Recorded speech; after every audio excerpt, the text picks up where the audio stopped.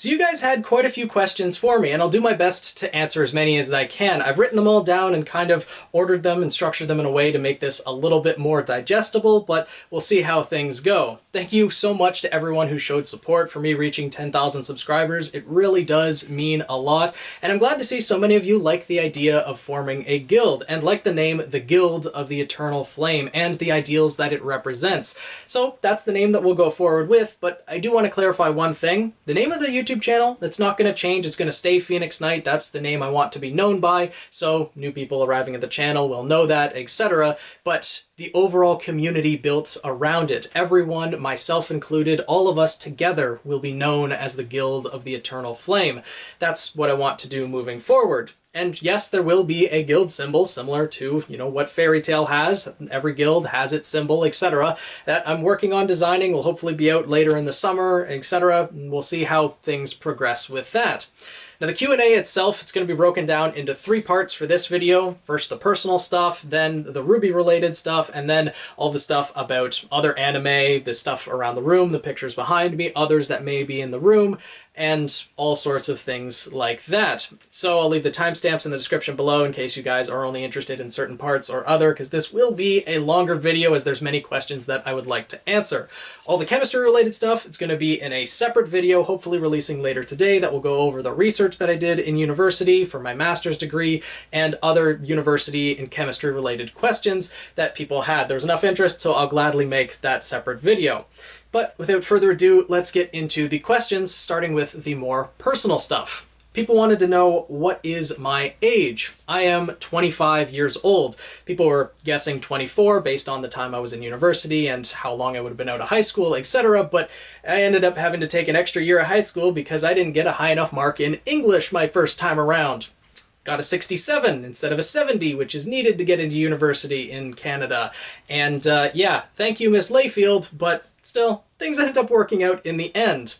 Next is, what is my orientation and am I LGBT? I'm not LGBT, I am heterosexual, but I'd like to think that I am involved in the LGBT community when I can be, at least. I haven't been able to be in the last few years. I've been stupidly busy with so many other things, but when I was in high school, there was an LGBT club, and I was an avid member of it.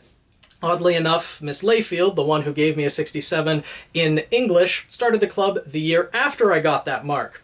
And when she saw how avid of a member I was, she was a lot more kind towards me, so things may have gone differently if she started it the year before, but things work out in life in funny ways sometimes. Next up is, what is my real name? My real name is Aaron, so yes, in fact, my name is Aaron. So yeah, we'll see how that goes in the future. Next is, why did I choose the name Phoenix Knight? There's a lot of different reasons, actually, why I chose that name that all kind of combine into one. The name Phoenix is one that I've used in video games and everything for a long, long time, and it's one that I've always kind of held personal to myself. I've always been a huge fan of the elements. Earth, water, wind, and fire is the one that I've always identified with the most, and the mythical creature of the phoenix always has embodied that in my mind, as, it is the bird of flame that is always reborn through flame, etc., and that's something I've always liked. Plus, it also relates to me in that if I had one wish, like if I had the Dragon Balls or something like that and could have one wish, it would be for perfect immortality, perfect regeneration included, eternal youth, etc., but immortality, as it's not really spawning from a fear of death or anything like that, but there's just so much that I'd want to experience, and I'd want to see how the history of the world plays out with my own eyes, things like that. The night portion of it is that, well, I've kind of always been a night owl, that no matter how tired I am throughout the day, the second it gets dark outside, I just end up waking up for some reason. Plus, I'm also a huge fan of the Fate series, Fate Stay Night. Kind of got the inspiration for the /night portion, so came up with the name Phoenix Knight, and it kind of has a nice ring to it, I think, myself, but that's where the name originated from. Next are some general questions on YouTube, like what inspired me to become a YouTuber, what's my editing process, de-stressing activities for video deadlines, why did I choose RWBY in particular, and how to be a YouTuber in my general opinion. For what inspired me to be a YouTuber, there wasn't really anything specific. It's just that I saw what other people were doing with reviews and the types of videos that we're making, and I thought, you know, I could do something similar to that. I decided to focus on RWBY in particular as it was something that I absolutely loved and I had a lot of ideas on, so I thought that there could be a good space that I could fill.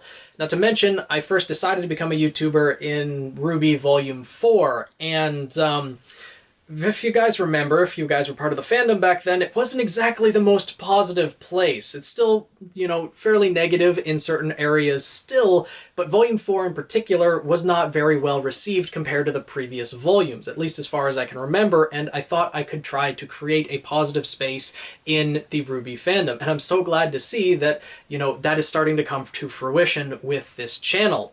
My overall editing process is... it's different depending on, you know, what the video is, but generally I'm thinking about videos, how certain matchups would go. For example, Blake versus Yang, I was thinking about that for weeks, and different theory ideas. Sometimes I come up with them the same day that I make the video because I just have the idea and I'm so inspired by it. I'm like, oh my god, I want to make a video about this, get it out there real quick. But often I've come up with the idea, I've been thinking it and building it for at least a week, possibly months, probably.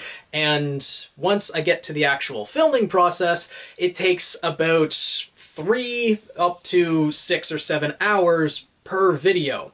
A general theory video that's like 10 minutes long or 15 minutes long normally takes about 3.5 to 4 hours, because including filming, like the video that you guys see, it's normally not my first take of the video because as I'm talking, I have a tendency to trip myself up with words. I say the complete wrong thing and end up having to restart, or my own OCD wants me to restart so I can get at least a good 5 minutes or so in one shot, at least to start the video.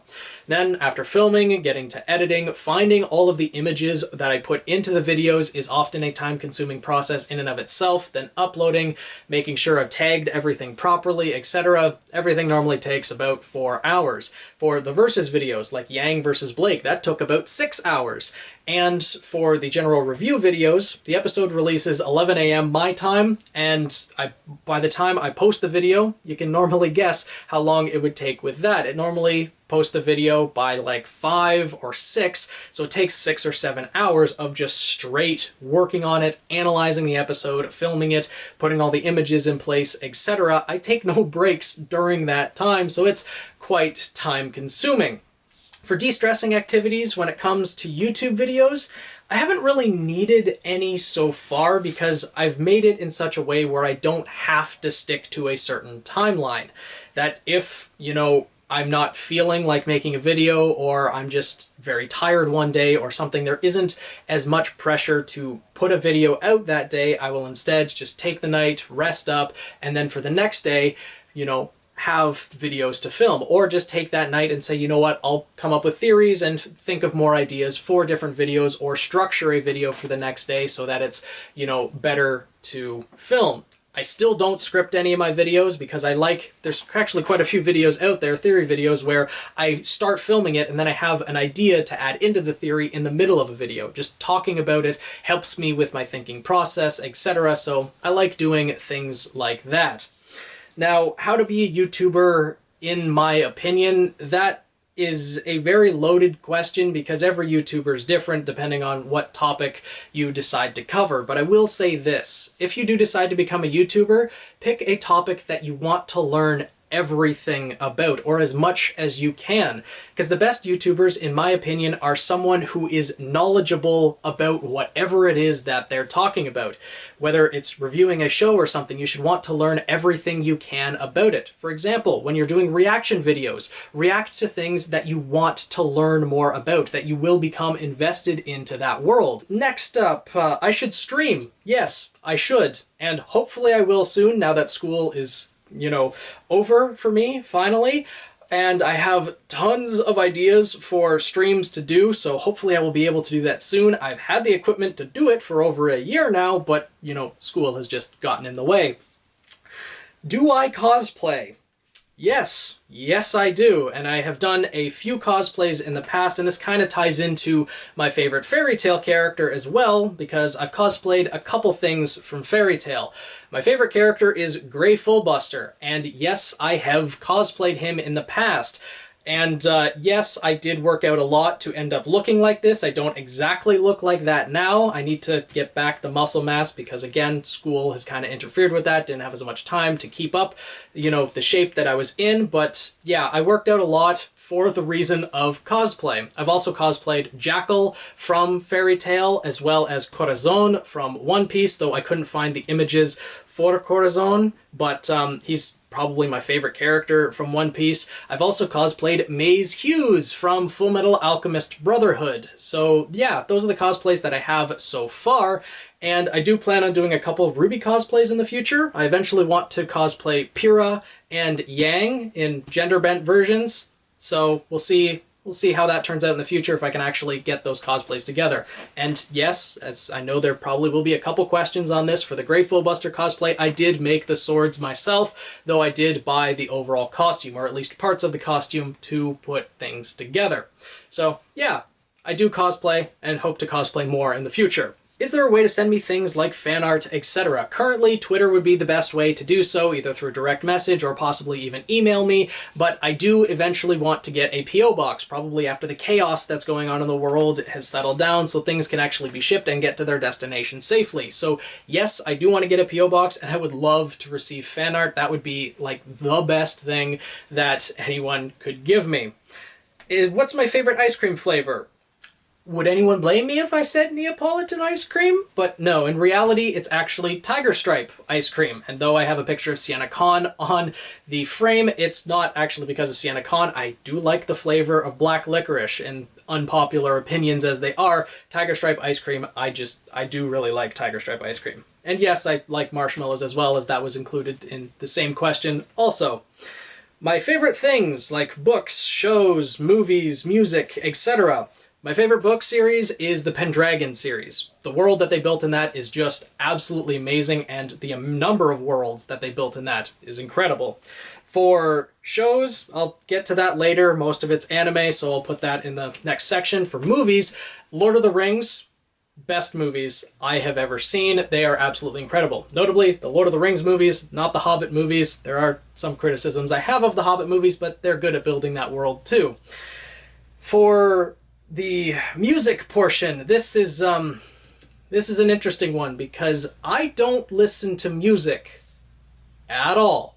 Like, I'll listen to music in shows and openings and things like that, but day-to-day life, I don't listen to music whatsoever. Music doesn't have the same effect on me as it does to other people. My friend found this very curious and said that this is actually some sort of disorder, but when listening to music, how you just feel the rhythm of it and it just makes you want to tap your foot, etc. Yeah, I don't have any of that. I've never downloaded a song, bought a CD, or anything like that in my life. I've never owned an MP3, an iPod, nothing. When I drive to work, when I drive anywhere, I drive in silence like a psychopath, as people have told me. So, yeah, I don't actually listen to music, but I do enjoy music that is associated with other forms of media. For example, the music in RWBY really does do something for me because it's associated with the show. When I can hear that music, I see the scenes playing in my head, I'm reminded of the show, and that does have an emotional connection to me. But just music on its own, nothing. It doesn't do anything for me, so I have no favorite type of music, no real opinion on it. But yeah, I'm an odd person once you actually get to know more about me. So yeah, don't judge me too much on that. I'm a bit of a freak. Are there any life lessons that I've learned that are very important? One that really always sticks out to me is actions speak louder than words. People can say all sorts of things, but it's their actions that really define who they are. And frankly, that's what I always, judge a person's character based on. It doesn't matter their orientation, what gender they identify as, or anything like that. It's how they act towards other people that really defines who a person is, and that's something that I've always carried with me throughout life, taught to me by my father, and you know, it's just something that I think everyone should do.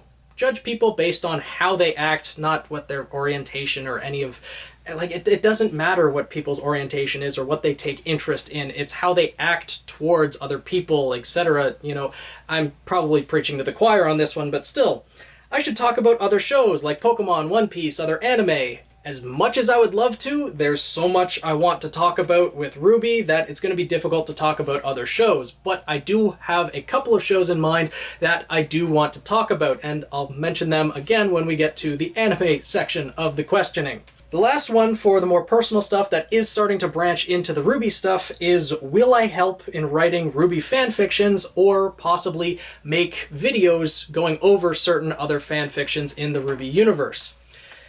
Answering this question is a bit difficult because I do like reading RWBY fanfictions and seeing the ideas that people have for RWBY and other ideas that could be written into the RWBY story, and yes, I will help with RWBY fanfiction, as admittedly I do know a lot about the RWBY world, but I can't, you know, read entire fanfictions if there's like 20 of them sent to me.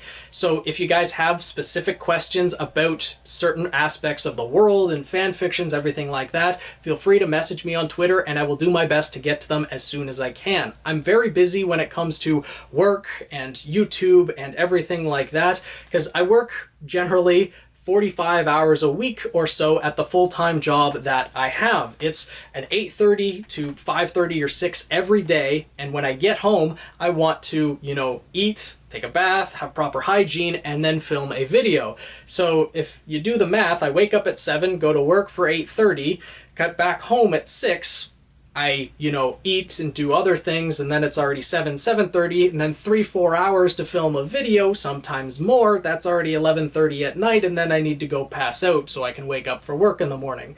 So my time is quite limited. On the weekends are normally time where I like to, you know, take time, film other videos, and just kind of take my mind out of it, delve into other anime and things like that. I haven't actually had a chance to play video games in months, so, you know, there's all of that.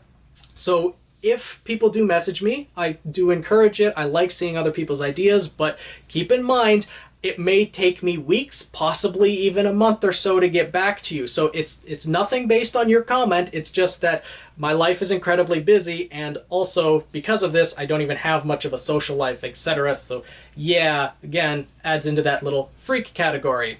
Now we get into the actual RWBY questions, and a lot of people were asking, when is Volume 8? Honestly, I'll know when you guys know, when Rooster Teeth announces it. Volume 8 is supposed to be a little bit longer than most volumes, so I'm guessing it might be near the end of October. That'd be my best guess. Hopefully it's not delayed by, again, the chaos in the world, but that's my best guess.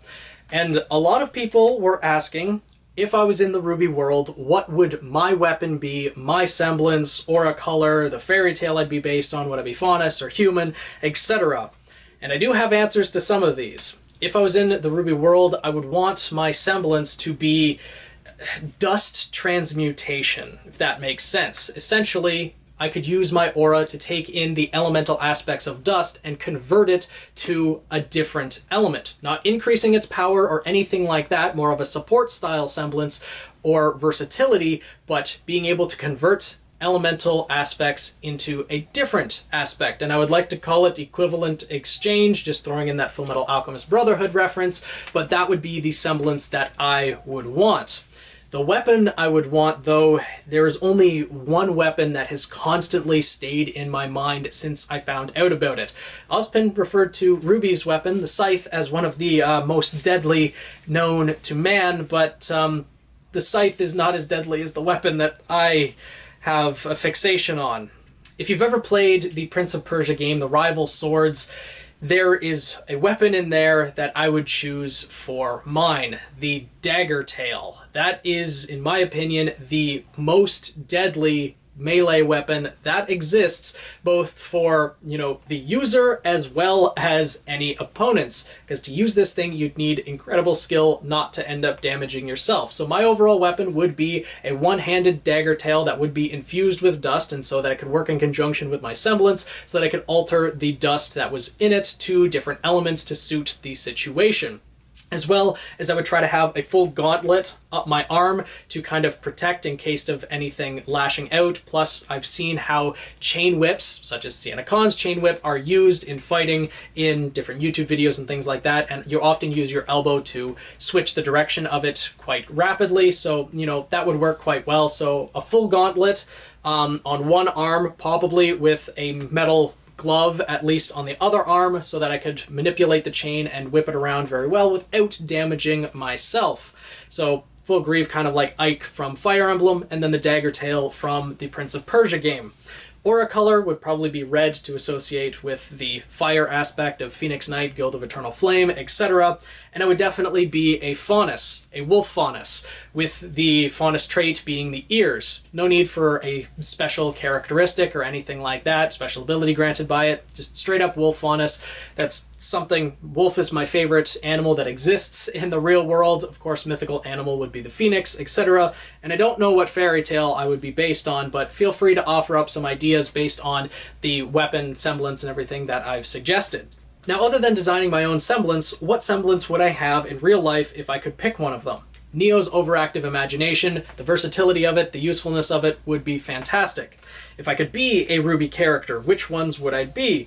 Well, it's kind of between three different options. Either be Jean, because I really identify with him, working up from nothing to having something, going from 0 subscribers all the way to 10,000. You know, working your way up in certain aspects is something that, you know, I can really relate to Jean on. Or Mercury, because he's damn skilled, and although he's been through a hell of a lot of hardships, I want to see a redemption arc for him in the future, and I want to see where his character goes. Hopefully we'll see him again, maybe not in Volume 8, unless Salem dragged him along, but we'll see what happens with his character, and I'm looking forward to it.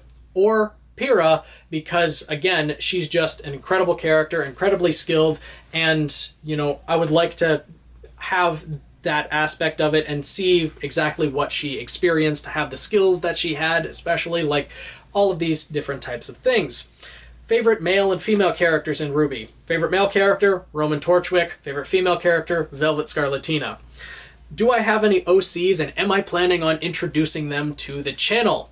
Yes, I do, and yes, I will. Those will be revealed later in the summer, hopefully once I can get them fully designed and hopefully commission, you know, an artist or something to design them the way I want to, and, you know, etc., etc. Also included with that is, did I choose Black Eagles, Golden Deer, or the Blue Lions? Black Eagles, that's the one I chose first in Fire Emblem Three Houses, and I ended up choosing the supposedly hidden quest. I ended up just on that path based on what I wanted to do in the game, so yeah, that was fun. And then I'm gonna go through and choose the other paths as I replay the game once I have time to. How did I get in RWBY, and what kept me around? And also tying into that, was Monty still with us when I started watching RWBY? I started watching RWBY after Volumes 1 and 2 showed up on Netflix, and that, oddly enough, was the same month that Monty passed away. So after I discovered RWBY. I had seen the trailers played at an anime club I was part of back in the year of 2014, I believe, and I never really paid it much mind, but then I saw RWBY show up on Netflix, and I watched it there and fell in love with it. I binged the first 2 volumes. I'm pretty sure I stayed up till like 3 a.m. watching it, and I had to work for like 7 the next day, or 8, or had to get up for school or something, but I remember I watched it all because I loved the characters and the world that they were building so much. And then immediately after that, I jumped on Google to try to see if there was going to be more of it, and I immediately discovered that the creator of the show, Monty had passed away. And that made my heart drop, because there are certain series, very few of them, that I immediately become so attached to, that I love the characters so much, that I love the worlds, and knowing that the creator passed away really really hurt. Not only because we lost his creative genius, but I also had seen Monty in other media, in other Achievement Hunters, or not Achievement Hunter, but Rooster Teeth media. He was part of the some other videos that I had seen him in. I never watched Red vs. Blue before this or anything like that, but I watched Achievement Hunter, some other Rooster Teeth content, and I had seen Monty, never really knew much about him or anything, but he seemed like a really great guy, and I wish I could have met him. And the overall story that Rooster Teeth continued Monty's legacy, carrying on RWBY and everything, is something that I think is absolutely incredible. And just the sheer fact that when a creator of a show dies, often the person's ideas and what they have created ends up fading away along with them, unfortunately. But with RWBY, it carried on and has grown into something so fantastic, and I'm so happy to be part of this fandom. What's kept me with RWBY is the story of the show itself and the characters and the world that has been built, etc. It's just, everything about it is just so amazing to me, and I love everything about it. Alright, after all of that, let's get into the next one. How would RWBY react to Earth or all of Remnant? That entirely depends on whether they keep their semblances and the powers that they have, because if they did come over here and had all these powers, that would be, well, they'd essentially become the leaders of this world, because they'd have more power and they'd be very confused as to how close we're living in vicinity with each other, as well as not having Grimm plaguing the entire world and humanity pretty much being the enemy of itself. So there'd be a lot of different aspects that Team RWBY and all of the characters in Remnant would react to our world, though I feel like Jacques Schnee would be the best suited to, because he would become a tycoon in his own right. As much as I don't like that guy, he would fit right in this world. Let's see, what would my dream RWBY fight be? A clash between all four maidens. I don't really have any idea on the Summer Maiden as of yet. She's probably in Vacuo somewhere. Possibly Summer Rose if she's still alive, though, you know, I still question that. But, you know, we'll see the Summer Maiden hopefully come volume 10, 11 maybe, possibly even in Before the Dawn. We might get a reveal of the Summer Maiden. I'm, you know, hoping maybe we will, but we'll see on that one.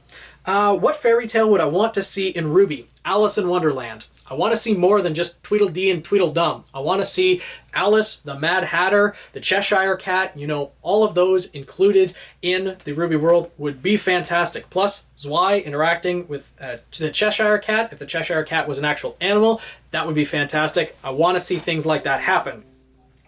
RWBY crossover. Who would I want it to be? Fairy tale. Just that, honestly, Fairy Tale would be the best place I think the RWBY cast would fit into out of the series that I've watched, because there's a lot of interactions between characters that would be amazing. For example, Urza and Pyrrha. It's like both like incredibly high-class warriors. They would fit very well with each other, as well as RWBY with Urza, because Urza loves all of her different weapons. RWBY has an obsession with weapons. You know, that would kind of fit in. Gray and Weiss, both the aspects. Blake and Rogue, both involved with shadows. Natsu and Yang, because they're both, you know, headstrong and rush right into battle. As well as Nora and Loxus, the lightning aspect. I could go on about this, but there's so many interactions that I would just love to see if those two crossed over, RWBY and Fairy Tale. There were also some questions about, you know, what if Juniper left the show, had their own show, or met up after training, and we saw them as adult versions if they reunited after a few volumes. Honestly, I think Juniper still has a very important role to play. Although they didn't take the forefront in Volume 7, there were some very key things that happened with them. They've had training with the Aesops, and we saw them improve as the volume went on. There's still the entire thing with Nora and Ren, and Renora has become the most popular ship in part because of what happened in Volume 7. So, what happened with Team Juniper in Volume 7 is definitely significant. And Jean still has a ways to go, because they hinted that what if Jean extended his aura? That's going to play a role in Volume 8, I'm pretty sure, so we'll see how that goes. But I would love to see aged up versions of all the characters. Once RWBY ends, and, you know, as it ends, we'll hopefully see images or designs of what the characters would look like in their future, what life they ended up with, assuming of course they survived, etc. And I'd be looking forward to seeing how all that would develop. So I don't really think that Juniper would leave the show. If they did, though, I would love to see a separate series focusing on them. I hope to see a second series focusing on Team Stark, or possibly Team Coffee or some other teams from Beacon, or even just a completely separate team in the world of Remnant would be fantastic, and I would love that. Next, there's a little bit of curiosity about the Happy Huntresses. Like, what do I think of Fiona and the Happy Huntresses? Will I make videos on them? I actually have made a couple videos. One on Fiona herself and the insane semblance that she has, and one on May Marigold and the Happy Huntresses in general, how they represent equality in and of itself. So I'll try to link those in the top, assuming there's room. But yeah, I do like the Happy Huntresses, every single one of them. I'm looking forward to finding out what Joanna's semblance is and seeing more of all four of them in general come Volume 8. And do I think it's fitting that Fiona's semblance hides things like she's hiding things in her wool coat? Yes, that is very fitting. I didn't make that connection. Thank you for pointing that out.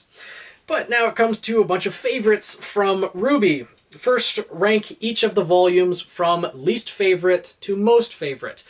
Before I say this, I'm going to say a caveat. I love every single one of the RWBY volumes. There isn't a single one that I dislike, and I could watch any one of them on repeat for days. Just putting that out there, but there is an order to them.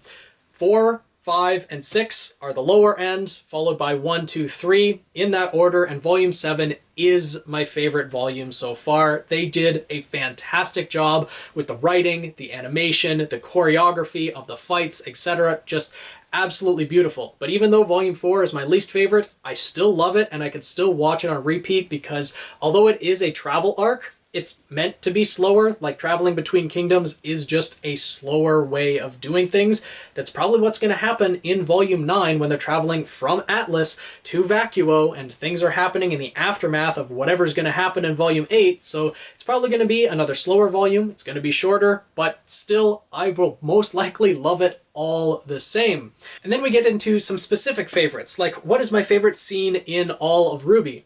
Volume 5 in its finale, where all of Team RWBY reunites. That is my favorite scene out of all of RWBY so far, because all of them reuniting after months apart was just very heartwarming for me. Even when RWBY and Yang reunited in Volume 5 and they welcomed Weiss into that group hug, like they were welcoming her into the family, it was just... that is so heartwarming to me, and those are my favorite scenes in RWBY because the characters mean so much to me. What is my favorite fight? Tyrion versus Crow, Robin, and Clover. Like, that fight was just so well done, the choreography, everything. It was very short, but, you know, it makes sense that it was short because Tyrion was outmatched, but he still held his own for quite a while. It was just a great fight. My favorite song, as I said, you know, I don't really listen to music, but the songs of RWBY do mean something to me. And honestly, I really like the original Red Like Roses and the original songs that are for each of the characters. Red Like Roses in particular, though. My favorite ship, Cinnabon. Velvet and Yatsuhashi, those two are perfect. After the Fall, sold me on them. Like, that's my favorite ship. And my least favorite ship, I don't have one, because there's no ship that I think is invalid or anything like that, even alcohol poisoning. If people ship Crow and Tyrion together, you know, I don't think their characters necessarily fit well, but hey, you never know. Given the situation, what ends up happening, if Tyrion could get over his insanity, you never know. Honestly, the things just... there isn't a least favorite ship. People asked about my thoughts on Bumblebee specifically. I honestly support Bumblebee. It's one of my favorite ones. I hope Blake and Yang end up together, and I hope just Crow ends up happy. Whether it would have been with Clover, would have loved that. Fair game, I'm all for it if Crow ends up happy. Now, though, I am definitely hoping for Crow to end up with Robin. I kind of like the idea of them together since I saw them fighting together in the opening, and I thought there was a connection between them, and that's the one I'm hoping for as well in the future. Very close to my favorite ship as well. Do I play Amity Arena? Yes, I have started to, since I found out that SiennaCon's semblance was revealed on Amity Arena, though I'm not really that active on it, and they were asking if I would make a guild on Amity Arena. I might at some point, once I get a little bit better at the game, and I'll make an announcement or at least post a comment on the channel saying, you know, this is my guild on Amity Arena, etc. As of this point, I haven't made one yet, and I am starting to play a little bit, but it's just finding the time to do so, again, is a bit difficult. Then there's some theories that are going on. Theory on someone impersonating Ironwood, like Jacques, to divide the protagonists and gain control of Atlas under Salem's rule. That could happen. I could see someone impersonating Ironwood, though with Salem coming in herself, I think she's going to assume control and won't really care what happens once she gets the relic, or someone gets the relic, or just the relic is away from Atlas in general. I don't really see anyone like Jacques impersonating Ironwood, though I think he might try to usurp control if he's able to break out of jail with the chaos that's going on. I wouldn't be surprised if he does. So someone might try to take control of Atlas underneath Salem's rule, that Salem will just leave in charge and take Ironwood's place. Impersonating Ironwood, though, not really sure if that's going to happen, but it's not a bad idea.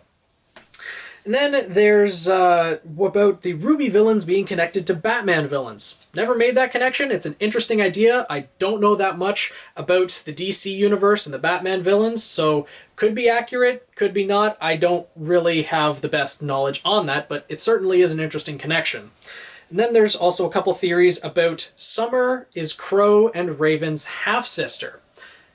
That's a theory I've never heard before, and has some interesting implications. That means Ty is kind of going through their family tree, and would mean that him and Crow are next to be together? Maybe?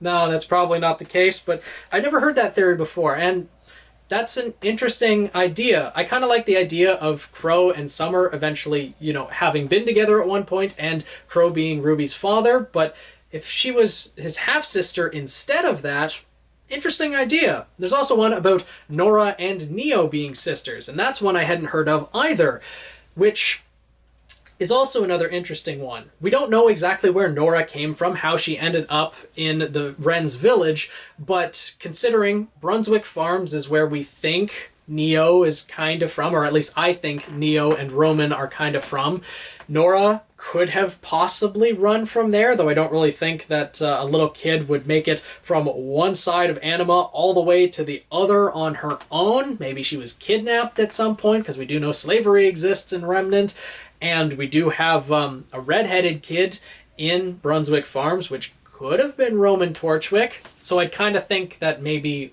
Nora is related to Roman, maybe, just because of the hair color, genetics, maybe, but I don't know. That one's an interesting one as well, and I'd love to see more connections put into RWBY, like people ending up being related to each other or having other connections such as that, maybe connected to other relatives that may have died off or something. So those are interesting theories, ones that I've not heard of before, but I'm glad that you brought to my attention. Did I cry when Penny or Pyrrha died? No, I did not. I haven't cried when any character has died in RWBY, oddly enough, but I certainly have cried multiple times throughout the RWBY series.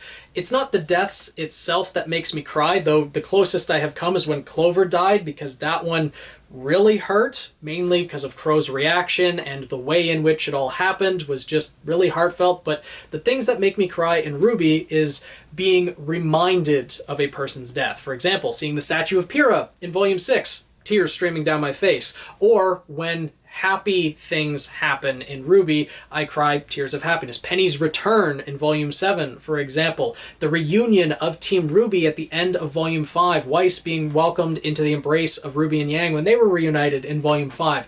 Things like that are what makes me cry. So not really much of the stuff in Volumes 1 to 4, but definitely later on when more heartfelt connections that connect back to previous events, those are things that that make me cry. Things that are heartfelt for the characters, etc. Yeah, those types of things. Thoughts on the RWBY shows and the Fairy Tales of Remnant series that are going to be releasing during this break between volumes. I love that there's new RWBY content coming out. The only real one that I think is going to expand upon the RWBY series itself is the Fairy Tales of Remnant. I'm looking forward to all of them. I'm going to watch all of them and report on any new content or info that it gives for the world of RWBY, the world of Remnant, etc. But it's the Fairy Tales of Remnant that I'm really looking forward to, and that it's releasing as a book later on as well. That, yeah, I'm really looking forward to the different RWBY shows that are coming out, seeing if they expand on anything, and if they do, I might make a few theory videos on them. If I could speak to one character in RWBY, who would it be and what advice would I give them? One character, if I could speak to them, Ozpin. I would love to pick his brain on what he's seen throughout the world, the choices that he's made, etc. And advice that I'd give him is be a bit more trusting. Out of anyone that you do trust, there's always going to be a couple bad eggs, but there are also going to be a number of those who you can truly trust and will help you in your cause. Just, you know, maybe give out some information here and there that might be false or might not be the whole truth, and see what the enemy does in response to it and things like that. There are ways that you can gauge who's on your side, who's not, and whether they feed false information to the enemy, things like that. That's the kind of advice I would give him, and see where it goes from there. Who do I want to return in Volume 8 and 9? Roman Torchwick and Raven Bronwyn. Made videos on both of them specifically, and I really hope that they return in the future. Will there be a fairy tale ending for Salem and Ozma? It certainly seems like it's heading down that road, but based on the twists and turns that Rooster Teeth has thrown in, I don't know if there actually will be a fairy tale ending. I would like to see that Salem and Ozma are able to pass on into the afterlife in their own way, and, you know, everything's right with the world, but I have a feeling it may not go down that road, and I'm looking forward to seeing how things unfold. Is Adam alive? I don't know, but 2 blades through the chest does seem to be pretty decisive, though if falling into the cold water that he did put him into a hypothermic state, he could have survived possibly for a little while longer, assuming of course that the blades didn't just straight up pierce his heart. There's a possibility that maybe they missed his heart and lungs, and he's somehow able to survive, and if someone found his body, possibly there's a chance he's alive. If someone from Salem's faction or a Grimm under Salem's control found Adam and possibly combined with his body, there's some people who think that Adam coming back as a Grimmified person, which would be absolutely amazing, and I'm all for that happening. That would give a great expansion to his character, etc. So personally, I don't think he's alive, but there are definitely ways in which he could be, and I'm not opposed to that happening. What 3 questions would I ask Jin? That is a loaded question, but I can give you 2 of those questions that I would answer at the very least, because they are things that I would want to know. 1, simply enough, Jin, what is the history of the world? Just leave it at that, considering she can show things in visions, and she can also stop time. Even if it took 100 years for her to tell me the entire history, I would sit down and listen to it all, because then I would have all the information from the past that I needed. The second question I would ask is, are the 2 gods the only ones of their kind? Because the God of Light and the God of Darkness are, I don't know if they're exactly mortal, but they aren't perfect beings. They can make mistakes, and considering they just took off into the universe makes me think that maybe they came from a planet of their own, and that there are other beings that are similar to them. If there's light and darkness, are there gods of the physical elements, earth, water, fire, and wind, the dust that came about, things like that? These are questions that I have. So the third question that I'd ask Jin, not really sure on yet, but I don't know. We'll see what ends up happening. And then, what if Pyrrha lived? What exactly would have her place have been in the series moving forward? Honestly, she would have stuck with Team Juniper, continued training with Jean. Jean wouldn't have gone through as emotional of a time as he did, but I don't know. Pyrrha would definitely change the story and how things played out, because she is very strong in her own right. Other fights that they have struggled with, Pyrrha would have helped out quite a bit, but I'm not really sure exactly how things would have evolved if she was still alive. Now, there gets to some difficult questions that one person decided to ask. Who would I kill in Team RWBY if I had to choose someone? This is a near impossible question because I love all four of these characters, and they've gone through so much, developed so much, that cutting it off just seems like a real shame because they have so much more that they can grow. But if I have to choose one, I would choose Ruby, because it fits with the plot. Currently, she's the only one being actively hunted by Cinder and Neo. So if she was killed off, it would fit into the plot, lead into growth and other arcs for other people, though I don't want Ruby to be killed off, and it's not like she's my least favorite character, it fits with the plot. Why are you doing this to me? This hurt me for 4 days while I was thinking about it. Thank you for answering these difficult questions, or asking these difficult questions. The next one is a little bit easier. If I could only save one person out of Roman or Pyrrha, who would it be? Easy answer, Pyrrha, because Roman's still alive. I fully believe that. So yeah, Pyrrha is the one I would save. And then, who's the better villain out of Tyrion or Watts? Honestly, Watts is the better villain because Tyrion, he is a villain, of course, because he's just a bad person and working for Salem, but he would still, and he did still in the past, go on killing sprees without an actual purpose. We don't know his motivations in the past or what led him to that, but he's just a serial killer, but with a directed purpose. Watts, in and of himself, is more of an actual villain, in my opinion, but both are characters that I absolutely love, and I'm so looking forward to seeing more of in Volume 8.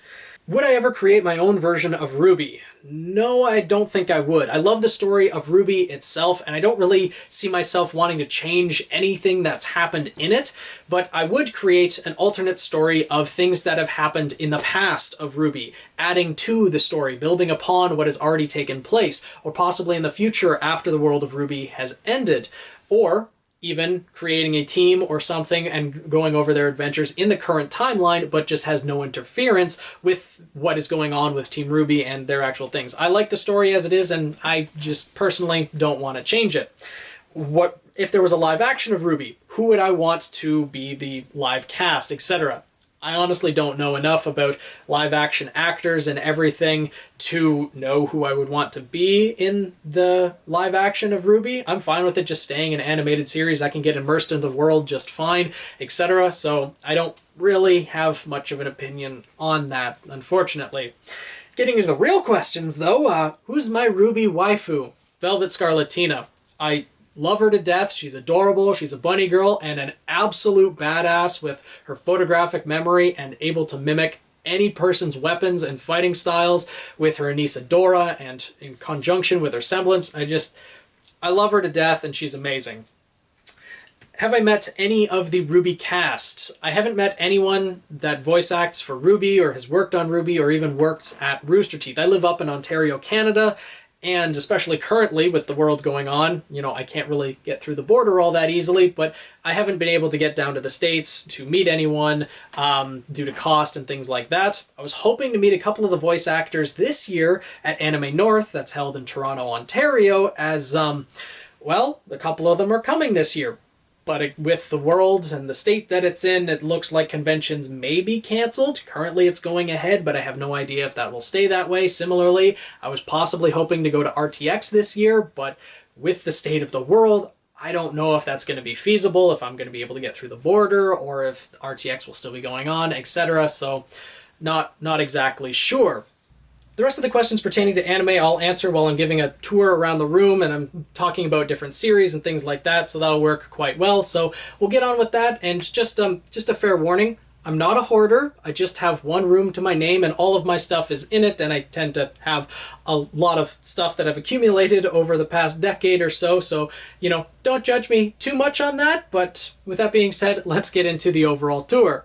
So this is what you guys are used to seeing while I'm filming a video and otherwise, so we'll talk about the images that you can see first, and then we'll get into the things that you can't and break the entire illusion.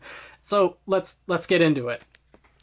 First, starting off with Jabril, my #1 waifu out of any series whatsoever. She's an incredible character and I absolutely love her. She's from No Game, No Life.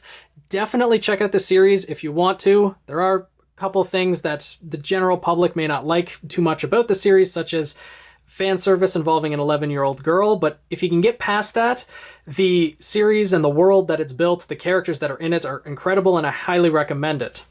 This image is just an original creation of the same artist who drew Jabril. I really liked it, so I bought it, and I still like the poster to this day.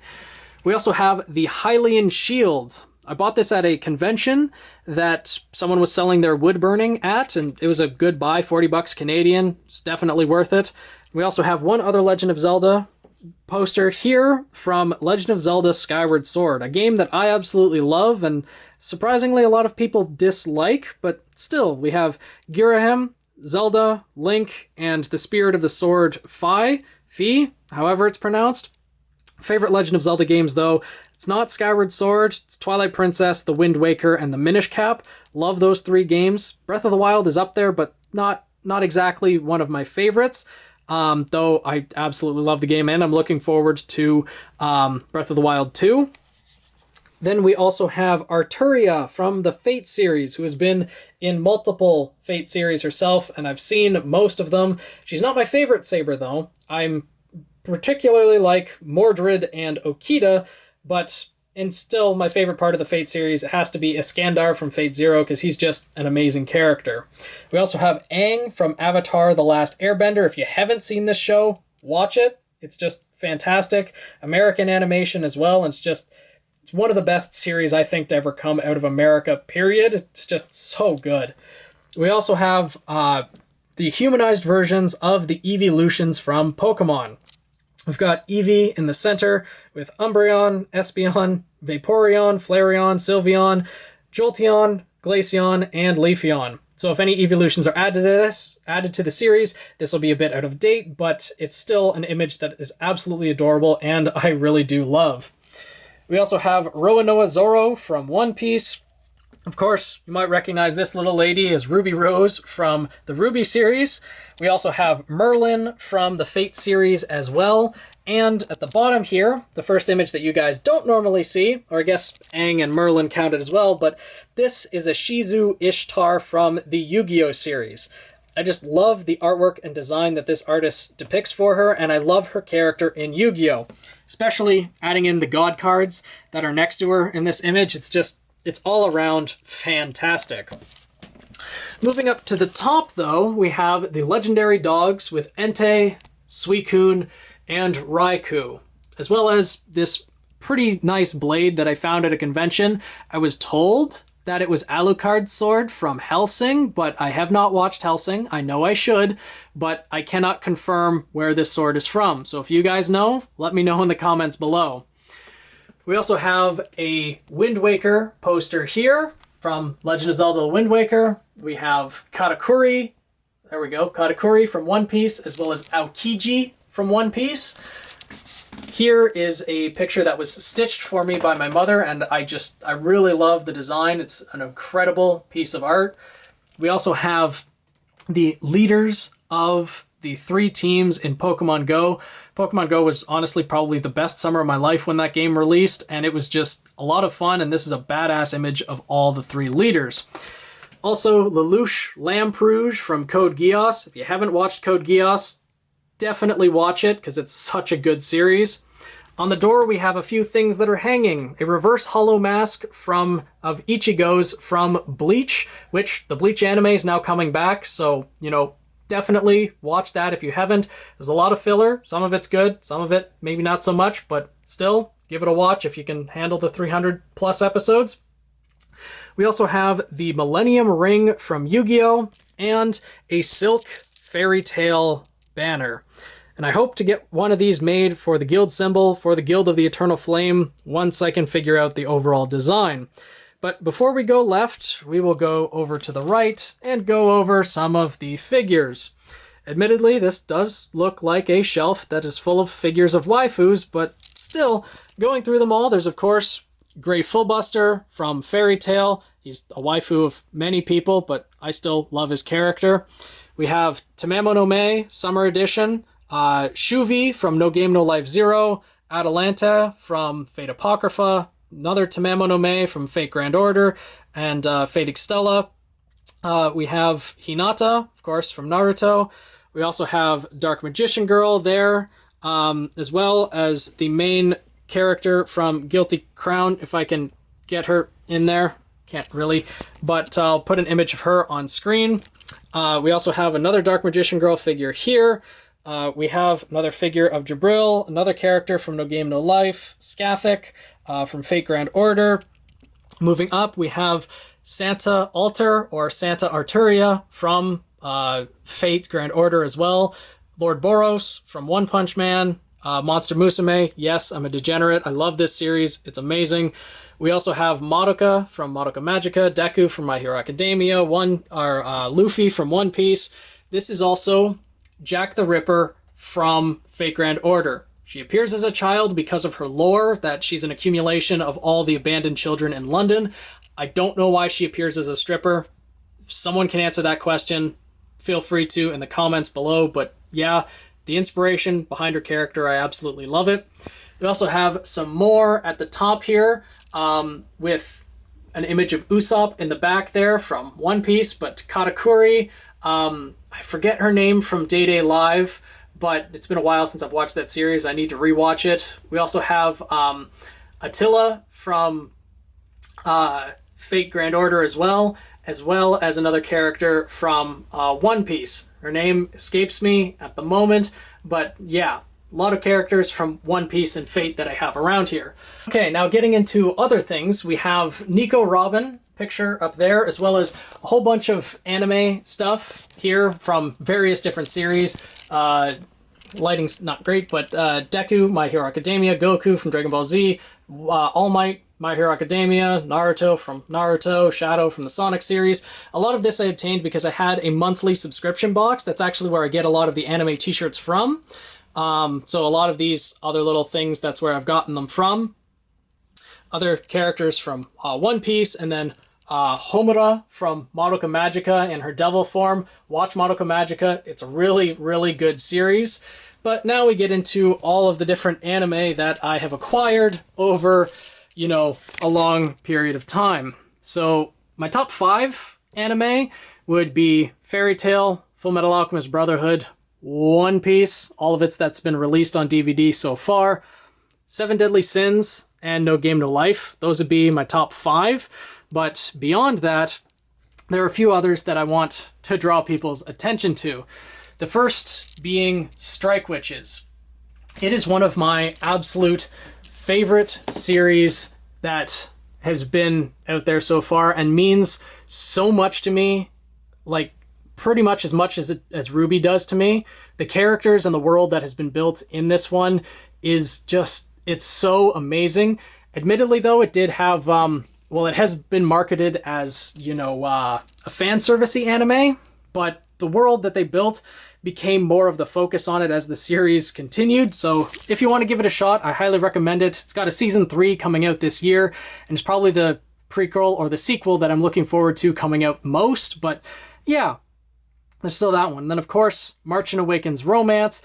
Monster Musume is another one of my favorite ones. Probably the Fate series in general, and then Madoka Magica as well is one of my favorites because they're just so good. Maybe also the Overlord series and all the other anime. Oh, and by the way, these are all double stacked. There's more anime behind all of these. Yeah, Dragon Ball Z all the way back there, but yeah, behind each of these shelves, there's more anime. And over here, there's art that my friends have actually drawn, and I've pinned up here. I've actually boarded over or put cardboard over the window because the sun decides to shine in right through there when it gets to the morning. So I can sleep in, put cardboard over it, and it's a good place to actually pin up pictures, and hopefully someday I'll be able to post fan art from other people up there as well. Got a carved Legend of Zelda sword that a friend made for me, as well as a few devil fruits and Reiju from One Piece. We got the Flare fruit, which is Luffy's brother from Ace. We have the Op fruit that Trafalgar Law currently has, and the Gumu Gumu no Mi, which is the Gum Gum fruit that Luffy has. And of course, the other characters of RWBY, we have Blake, Yang, Weiss, and where RWBY used to go, we have Jean Alter, or Joan of Arc Alter from the Fate series. absolutely love her as well. We also have Nami at the top there, along with Brooke and Robin. A lot of the art that you guys are seeing for those ones at the top, as well as these two and a few others that you'll see, have been drawn by an artist by the name of Vinrograve. See if I can zoom in there. Yeah, Vinrograve. He has just art style that I absolutely love, and I highly recommend checking him out if you can, because his art style is just fantastic. But now, moving over to the left, we have some more art that you guys might recognize from My Hero Academia. All the different characters, there's a few too many to list, but still, quite a few of them. We have also Seven Deadly Sins there at the top, No Game No Life, another Tamamo no Mae, Overlord, incredible series, this is Maka and Soul from Soul Eater. We have another Yu-Gi-Oh image with Yugi having the God cards as well. It's fantastic. The little plushie collection that I don't have any from RWBY yet. Also Holly Bell from Bleach, but don't have any plushies from RWBY yet, though I want to get some. And then some of my other books and other binders and things that is starting to show the clutter that's in my room. We also have Link from Breath of the Wild. We have All Might from, again, My Hero Academia. Dark Magician Girl with a demonic summoned skull behind her. I love this art from Yu-Gi-Oh! This is the overall workstation that I work in with all the clutter that's around it. We have Corazon figure from One Piece, as well as all the other things that are there. My video games are all set up down there that I haven't had a chance to play. Some other manga and things. So yeah, as you can see, there's, you know, Magic the Gathering cards here, Yu-Gi-Oh cards over there, Force of Will cards here, as well as many other Force of Will cards here, and other figures I have yet to put up. We have, you know, Tamamo Cat and Mashu Kirillite right there that I need to put up and need space for, as well as other stacks of manga, which, by the way, March and Awakens Romance, I have the entire set for that. It's an incredible series. Definitely check it out if you get the chance, or for nostalgia, if you remember this from when you saw it as a kid. Great series. Definitely give it a rewatch if you can find the dub online or the manga online, etc. We also have more figures here, some of them from One Piece, Nami, Zoro, Sanji, as well as Neuro Bride and another Tamamo no Mae. More anime in the back, more anime behind here, as well as other anime memorabilia that I got in the monthly subscription boxes, and more anime. And these are pins. You get one a month in each of the monthly subscription boxes, so you can see how many I got throughout the years. No longer subscribed to it because of, well, the price. Not really adding up now that I need to pay off school debt and everything, but yeah, and still more anime and everything. And then last couple things, No Game No Life banner that I have up showing all of the main characters in No Game No Life, at least for the beginning of it. Sora, Shiro, this is the 11-year-old girl. We have Steph in the background, as well as Jabril at the front here, and Tet, the overarching god. Great series. If you want to check it out, definitely do. As well, an image of Edward and Alphonse from Fullmetal Alchemist Brotherhood, and Kaiba and Kisara, which is pretty much the physical or human manifestation of his Blue Eyes White Dragon. Those two deserve to be together. Like, they're just a great ship for Yu-Gi-Oh! But yeah, that's everything that's been around my room, all the different things that are there. So hopefully you guys enjoyed this video. It's definitely a long one, probably close to an hour, at least 45, 50 minutes, most likely. So hopefully you guys enjoyed this video. If there's enough interest, hopefully I'll do another one in the future. Hopefully I was able to answer most of your questions, but you know, overall, hopefully you enjoyed. Make sure to subscribe if you haven't. If you have any other questions, I'll try to answer them in the comments below. But yeah, overall, hopefully you guys enjoyed. I'll see you guys in the next video. So with that, have a good day.